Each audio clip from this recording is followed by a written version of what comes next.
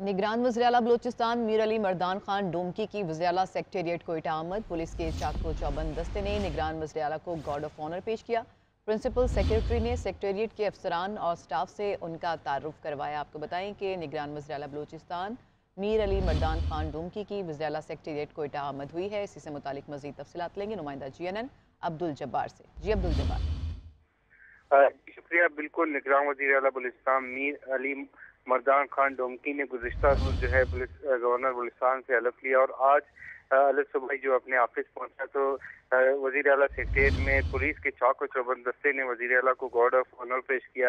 निगरान वज़ीर आला के ने जो है पुलिस के दस्ते ने सलामी दी। इस मौके पर जो है वज़ीर आला के जो पर्सनल सेक्रेटरी है उन्होंने जो है तमाम स्टाफ के जो मेंबरान है उनसे उनका तारुफ करवाया, जिसके बाद जो है बाकायदा तौर पर वो अपने ऑफिस में जो है बाकायदा तौर पर काम का आगाज कर दिया। थी सही अब्दुल जब्बार, तफसीलात बताइए आपने, आपका शुक्रिया। सिंध की 10 रुकनी निगरान काबीना आज हल्फ उठाएगी। गवर्नर कामरान टसोरी हल्फ लेंगे। ज़राए के मुताबिक ब्रिगेडियर हारिस नवाज, मुबीन जमानी, डॉक्टर जुनेद अली शाह काबीना का हिस्सा होंगे। डॉक्टर सईद नयाज, यूनुस धागा, खुदा बख्श मरी के नामों पर भी गौर किया जा रहा है। जबकि इस हवाले से मजीद अपडेट्स देंगे हमें हमीद सुमरू हमारे साथ मौजूद हैं। जी हमीद सुमरू, बताएगा कब तक ये हल्फ बर्दारी तकरीब मुनक्किद की जाएगी? निगरान हुकूमत के क़याम का सिलसिला जो है वो शुरू हो चुका है। वज़ीर आला की तकरीब हलफ बर्दारी के बाद आज 10 से 11 रुकनी सिंध काबीना जो है वो हलफ उठाएगी। शाम 5 बजे का वक्त मुकर्रर किया गया है। तो अब जो सिलसिला है हुकूमत का वो मुकम्मल होने जा रहा है और पहले मरहले में 10 से 11 वज़रा आज हलफ उठाएंगे। अब मुत्तवक्का जो वज़रा हैं उनमें जो नाम लिए जा रहे हैं उनमें ब्रिगेडियर रिटायर्ड हारिस हैं जो उनको अहम जिम्मेदारी सिंध में मिलने जा रही है। जबकि दूसरा नाम जो अब तक सामने आया है उनमें ईश्वर लाल हैं जिनको अक़लियती उमूर दिए जाएंगे। जबकि मुबीन जुमानी हैं, ये सिंध के मारूफ बिजनेसमैन हैं, इनको भी कैबिनेट में जगह फराम की जा रही है। आज सिंध काबीना में ये नए चेहरे हैं, सियासत से इनका बज़ाहिर कोई ताल्लुक़ नहीं है। तो एक्स ब्यूरोक्रेट्स और जो सिविल सोसाइटी के लोग हैं उनको आज सिंध काबीना में नुमाइंदगी दी जाएगी, जो आने वाले इंतखाबात तक अपनी जिम्मेदारियां सरअंजाम देंगे। जी, खबरों के सिलसिले को आगे बढ़ाते हुए अपने नाजरीन को अहम खबर से आगाते हैं। PTI अपने चेयरमैन को रिलीफ दिलाने के लिए सरगर्म है। शाह महमूद कुरैशी और बैरिस्टर अली ज़फ़र की मुख्तलिफ ममालिक के सफ़रा से मुलाकातें हुई हैं। अमरीकी, यूरोपीय यूनियन, नॉर्वे के सफ़ीरों से मुलाकात हुई है। जबकि बरतानवी और कनेडियन हाई कमिश्नर से भी मिले हैं। बैरिस्टर अली ज़फ़र ने चेयरमैन PTI के खिलाफ मुकदमात के कानूनी पहलुओं पर सफ़रा को ब्रीफ किया है।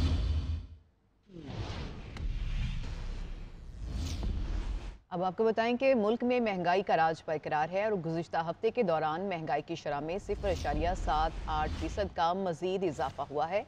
मजमूई शरह 27.57% पर पहुँच चुकी है। इदारा शुमारियात ने महंगाई के हफ्तावार एदाद-ओ-शुमार जारी कर दिए। गुज़िश्ता हफ्ते सुरख मिर्च, चावल, चीनी, चिकन, दालें, LPG, फल और सब्जियों की कीमतें बढ़ी हैं। 32 अशिया की कीमतों में इजाफा और 7 में मामूली कमी रिकॉर्ड की गई है। फैसलाबाद में आटे की कीमतों में इजाफा हुआ है और फी मन गंदम की कीमत 4600 से बढ़कर 4800 रुपये तक हो चुकी है। इसी से मुतालिक मज़ीद तफसीलात बताएंगी नुमाइंदा GNN मायरा अकरम। पर की तरह फैसलाबाद में भी जो है वो आटे की कीमतों में मजीद इजाफा कर दिया गया, जिसकी वजह से शहरी जो है वो काफ़ी ज़्यादा परेशान है। अगर यहाँ बात करी जाए आटे की कीमतों की तो फ़ी किलो आटे की कीमत जो है वो 125 से बढ़ाकर 135 रुपये कर दी गई है, जिसकी वजह से जो है वो 10 किलो की बोरी जो है वो आटे की उसकी कीमत जो है वो 1290 की बजाय 1350 रुपये मुकर्रर कर दी गई है। और फी मन गंदम की कीमत जो है ओपन मार्केट में उसकी कीमत भी 4600 से बढ़ाकर 4800 रुपये कर दी गई, जिसकी वजह से शहरी काफ़ी ज़्यादा परेशान है। अभी हमारे शहरियों से बात हुई तो उनका कहना था कि महंगाई दिन ब दिन जो है वो बढ़ती चली जा रही है। इस ऐसे में जो है वो आटे और गंदम की कीमतों में इजाफा जो है उनके लिए परेशानी का बायस बन रहा है। जबकि चक्की मालकान का कहना है कि पीछे से जो है वो गंदम उनको महंगी मिल रही है, जिसकी वजह से वो महंगा आटा फरोख्त करने पर जो मजबूर है। शहरियों का हुकूमत से मुतालबा है कि हुकूमत इस बात पर नोटिस ले और गंदम और आटे की कीमतों में कमी की जाए। जी, यूटिलिटी स्टोर्स पर सब्सिडीज खत्म किए जाने के बाद भी चीनी, आटा, दालें और चावल का स्टॉक ना पहुंच सका है। सार्फिन को 3 माह से यूटिलिटी स्टोर्स पर चीनी की किल्लत का सामना है। चीनी की नई कीमत 140 रुपए फी किलो मुकर्रर है, लेकिन चीनी मौजूद नहीं है। इसी हवाले से मजीद बताएंगे जुल्करनैन राना। और ने सब्सिडी ख़त्म कर दी, रेट भी बढ़ा दिए, लेकिन उसके बावजूद भी जो चीज़ें हैं उनकी किल्लत जो है यूटिलिटी स्टोर में मौजूद है। अगर हम चीनी की बात करें तो चीनी का जो रेट है वो 146 रुपये जो है मुकर्रर किया गया है, लेकिन 3 माह से चीनी जो है यूटिलिटी स्टोर पर नहीं पहुंचाई जा सकी। इसी तरह से अगर हम आटे की बात करें तो आटे का सरकारी रेट भी जो है वो बढ़ाया गया है। 648 से जो सब्सिडी ख़त्म करने के बाद 1281 रुपये का 10 किलो का थैला कर दिया गया, लेकिन उसके बावजूद भी आटे का स्टॉक जो है यूटिलिटी स्टोरों में मौजूद नहीं है। इस हवाले से अगर हम दालें और चावल की बात करें तो उनकी भी कीमतों पर जो सब्सिडी थी वो ख़त्म की गई, लेकिन उनका स्टॉक भी मौजूद नहीं है, जिसकी वजह से शहरी खासे परेशान जो है दिखाई देते हैं। और उनका ये कहना है कि यूटिलिटी स्टोर जो है वो सब्सिडाइज चीज़ें देता था, इस वजह से यहाँ पर आते थे और तब भी चीज़ें नहीं मिलती थी। अब रेट भी बढ़ा दिए गए हैं, लेकिन उसके बावजूद भी चीज़ें जो है दस्तयाब नहीं है। लेकिन 3 माह से वो भी चीनी यहाँ से नहीं मिल रही थी और अब 146 रुपये कीमत मुकर्रर कर दी गई है, लेकिन यूटिलिटी स्टोर पर चीनी मौजूद नहीं है। इस हवाले से शहरी खासे परेशान है कि यूटिलिटी स्टोर किसी किस्म का रिलीफ जो है वो शहरियों को नहीं दे रहे। जी, मुल्क में महंगाई आउट ऑफ कंट्रोल है, आवाम का जीना मुहाल है। 32 अशियाए ज़रूरियात की कीमतों में इजाफा हुआ है। एक हफ्ते के दौरान चावल 12 रुपये, लहसुन 20 रुपये, चीनी 6 रुपये और गुड़ 7 रुपये फ़ी किलो महंगा हुआ है। और जिंदा मुर्गी, केले, अंडे, गोश्त और दालें भी महंगी हो गई हैं। सूरत हाल क्या है बताएंगे अदरीस अब्बासी। हुकूमत तो बदल गई, ना बदले तो अवाम के हालात ना बदले। हफ्तावार जो अदारा शुमारियात की रिपोर्ट है उसके मुताबिक 0.78% जो महंगाई है उसमें इजाफा रिकॉर्ड किया गया है। अगर बात करें चावल, दालें, मुर्गी, सब्जी या फ्रूट्स की हद तक, तो तमाम तर चीज़ों में जो है वो होशरबा इजाफा जो है वो देखने में आया है। अगर बात करें तो इस वक्त में रावलपिंडी का जो सस्ता बाजार यहाँ पे लगाया जाता है वहाँ पर मौजूद हूँ, लेकिन अगर यहाँ पे बात करें फ्रूट्स की या सब्जियों की तो उसकी कीमतें भी काफ़ी जो है वो बढ़ती हुई नज़र दिखाई दी हैं। अगर बात करें आलू और भिंडी तो वो 100 रुपये किलो के हिसाब से फ़रोख्त की जा रही है। इसी तरह आम हो गया, आड़ू हो गया, वो 250 रुपये किलो के हिसाब से जो है वो यहाँ पे फ़रोख्त किया जा रहा है। इसी तरह अंगूर जो है वो 300 से 350 रुपये किलो के हिसाब से फ़रोख्त किया जा रहा है। तो चावल हैं, दालें हैं, उनकी भी कीमतों में तकरीबन 12 रुपये, 10 रुपये फ़ी किलो के हिसाब से इजाफा जो है वो रिकॉर्ड किया गया है। आए रोज जो है वो चीज़ों में इजाफा ही देखा गया है। कभी किसी चीज़ में जो कमी है वो कहीं नज़र जो है वो नहीं आ रही, जिसकी वजह से लोग जो है वो काफ़ी परेशान हैं। और एक शिकवा जो है वो करते हुए दिखाई रहे हैं कि तनख्वाहें जो है वो उसी तरह है जो आज से साल या 1.5 साल पहले थी, लेकिन जो चीज़ों के और कीमतों के अशिया खुर्दनोश के जो रेट्स हैं वो आए रोज बढ़ते जा रहे हैं, लेकिन तनख्वाह में कोई इजाफा नहीं किया जा रहा, जिसकी वजह से जो डेली के अखराजात हैं घर के मामला चलाने में काफ़ी दुश्वारी का सामना हो रहा है। जी, पेशावर में सीएनजी माफिया सरगर्म हो गए हैं। सीएनजी की कीमतों में खुद साख्ता इजाफा कर दिया है। फी किलो कीमत 219 से बढ़ाकर 204 रुपये कर दी गई है और कीमतों में इजाफे पर ट्रांसपोर्टर्स और मुसाफिर परेशान हैं और हुकूमत से कार्रवाई का मुतालबा किया है। इसी से मुतालिक मजीद बताएंगे नुमाइंदा CNN सैफ शेरानी। LPG के बाद अब CNG माफिया ने भी आवाम पर महंगाई का बम गिरा दिया है। CNG की कीमतों में खुद साख्ता इजाफा कर दिया है, जिसके बायस गरीब और मुतवस्सित तबके को सख्त मुश्किलात का सामना है। फ़ी किलो में तकरीबन 15 रुपये तक इजाफा कर दिया है। CNG की जो नई कीमत है वो 219 से बढ़कर 234 रुपये तक फ़ी किलो पहुँच गई है, जिसके बायस लोगों का जीना मुहाल हो गया है। हमारे जब मुख्तलिफ लोगों से बात हुई तो उनका ये कहना है कि ऐसा लग रहा है कि शहर नापुरसान है, जिसका जो दिल चाहे वही कर रहा है। इंतज़ामिया का नामो निशान तक मौजूद नहीं है। कीमतों में इजाफे के हवाले से जब हमारी CNG एसोसिएशन से जब बात हुई तो उनका ये कहना है कि कीमतों में इजाफे की बड़ी वजह एक तो बिजली की लोडशेडिंग है, जनरेटर पर हमारा खर्चा ज़्यादा आ रहा है, तो दूसरी जानब उनका ये कहना है कि दूसरी जो वजह है वो जो बिल है वो काफ़ी ज़्यादा आ रहे हैं। लिहाजा हुकूमत को चाहिए कि महंगाई को कम करने के लिए वो खुद इकदाम करें। तो उनका ये कहना है कि फिर उसके बाद हम कीमतें कम करेंगे। जी, मुल्तान में प्राइस कंट्रोल कमेटियां गायब हो गई। LPG फी किलो कीमत 20 रुपये इजाफा हो गया है, जबकि LPG की ओपन मार्केट में कीमत 240 से बढ़कर 260 रुपये हो गई है। कीमत में इजाफे पर सार्फिन परेशान है। इस हवाले से मजीद बताएंगे सुहेब इकबाल हमारे साथ मौजूद हैं। सुहेब, बताएगा क्या बताया जा रहा है, LPG की कीमतों में इस कदर इजाफा क्यों देखने में आ रहा है? शुक्रिया। महंगाई की लहर है, थमने का नाम ही नहीं ले रही। शेख खुदनोश की कीमतें आसमान से बातें कर रही हैं। ख़ास तौर पर एलपीजी की बात करें तो एलपीजी का इस्तेमाल बढ़ने के साथ ही इसकी कीमतें जो हैं वो भी बढ़ गई हैं। अगर बात करें तो एलपीजी की कीमत जो है वो 240 से बढ़कर 260 रुपये पर पहुंच चुकी है, जबकि नवाई इलाकों में 270 रुपये पर केजी के हिसाब से भी फ़रोख्त हो रही है, जिस पर जो सार्फिन हैं उन्होंने परेशानी का इजहार किया। उनका यही कहना है कि हुकूमत की जानिब से जो है वो कोई कार्रवाई अमल में नहीं लाई जा रही। दूसरी तरफ दुकानदार भी 240 का जो बोर्ड है वो अवेज़ा करते हैं, लेकिन साथ ही जो कीमत की वसूली है वो 260 रुपये करते हैं, जिस पर उन्होंने तशवीश का इजहार किया। ख़ास तौर पर जो रिक्शा ड्राइवर हैं उनका यही कहना है कि एक तरफ पेट्रोल बहुत महंगा हो गया है, दूसरी तरफ एलपीजी भी महंगी हो गई है, जिसकी वजह से जो है वो उनके अखराजात बढ़ गए हैं। दूसरी तरफ सवारी की बात करें तो मुसाफिर पैसे नहीं देते, उस हिसाब से बहस होती है, जिसकी वजह से उन्हें परेशानी का सामना है।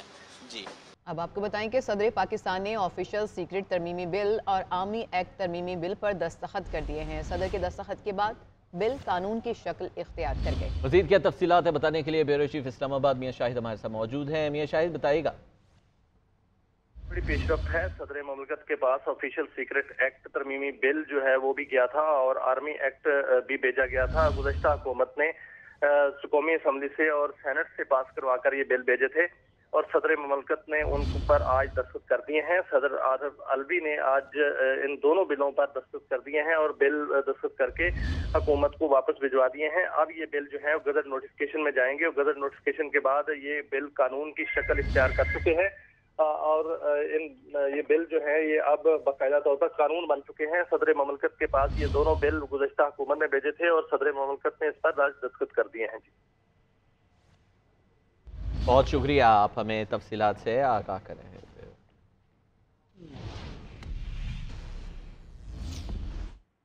निगरान वज़ीर-ए-आज़म अनवारुल हक काकड़ ने 9 मई के वाक़यात में मुलव्वस अफराद को एड्स के वायरस से तशबीह दे दी है। काबीना इजलास से खिताब में कहा कि जिस तरह एड्स का वायरस इंसान के दिफाई निज़ाम को कमज़ोर करता है, उसी तरह 9 मई को हमारे मुल्क के दिफाई निज़ाम को कमज़ोर करने की साजिश हुई। उन वाक़यात में मुलव्वस अफराद को सजा देने में कोई कसर नहीं छोड़ी जाएगी।